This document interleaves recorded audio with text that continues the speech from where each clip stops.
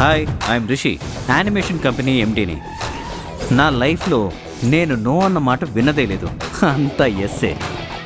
అలాంటి నాకు ఒక అమ్మాయి నో చెప్పింది.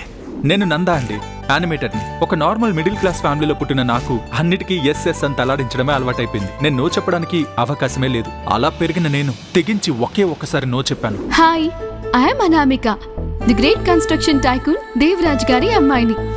ప్రాణంలా ప్రేమించే తండ్రికి ఒకే ఒక్క అమ్మాయిని అవ్వడం వల్ల అడ్వాంటేజ్ ఏంటో తెలుసా? నేను ఏదడిగినా సరే ఎస్ ఎస్ అని చెప్తారు. అలాంటి ఆయన ఒక్కసారి నో అని చెప్పారు. ఐఎమ్ దేవరాజ్. నో అన్న నా నోటితో ఎస్ అనిపించాలని నా కూతురు ట్రై చేస్తోంది.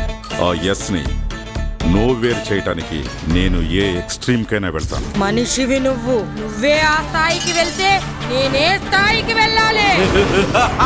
నాకు ప్రాణం కావాలి. అనామిక ఈ సోమవారం నుండి రాత్రి 8:30 ప్రారంభం.